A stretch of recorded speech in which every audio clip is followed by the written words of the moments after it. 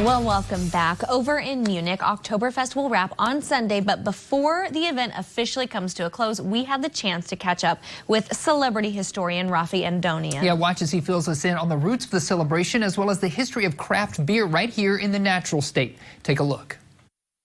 It's the season of beer. Oktoberfest is here, and celebrity historian Raffi Andonian is here to give us the history of this annual season. Hey, Raffi, great to see you. Hey there, cheers. What a happy topic to talk about, Absolutely, Yeah. Yes. You got to crack one open. Of course, why not? I got to have right, one here while you we're go. talking about it. I don't want to for sure. rid myself. And you shouldn't drink alone. So how did Oktoberfest get its start? How did it begin, Raffi? Oktoberfest is not as old as we might think. It's only about a couple hundred years old. Now, of course, beer goes back thousands of years before that. Right. But Oktoberfest started about 200 years ago when you have the Prince of Bavaria who's celebrating a wedding. Now, what we don't associate with Oktoberfest today was actually a lot of horse racing. Oh. It was along with that. Yep, you think about it, kind of an old classic sport, right? Horse racing in the 19th century. That's when a lot of horse races get started.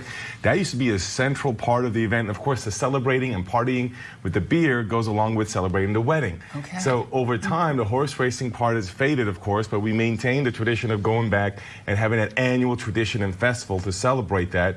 And today, there's more than 1 million gallons of beer consumed at each Oktoberfest festival, believe it or not. I always think it's funny, though, because Oktoberfest, as you know, begins in September. It carries into early October. It's a 2-week period. So, Raffi, when did Arkansas beer making begin? Arkansas beer making, actually not too long after that. So it's in the mid-19th century that Arkansas begins to make beer with German immigration. So there's a tie to Germany, right?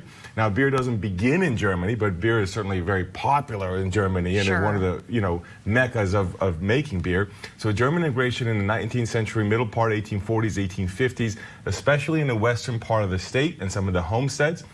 That's where you have some of the early breweries pop up.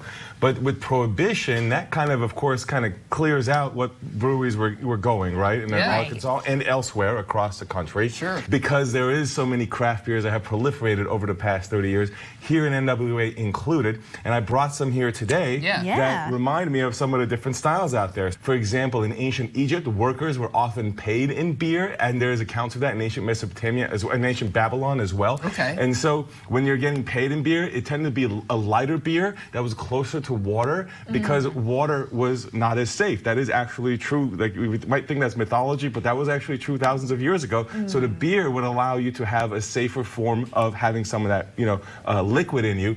But also, in addition to adding honey, like what we just described earlier, you may even find dates in there, carrots in there, or cheese. Now, we still associate cheese with beer, right? We might eat cheese with beer. I'm not going to put cheese in the beer. Beer cheese soup? Exactly, exactly. IPAs are popular again. They used to be kind of, a more English sailing the world kind of beer, but now they're popular again in our generation.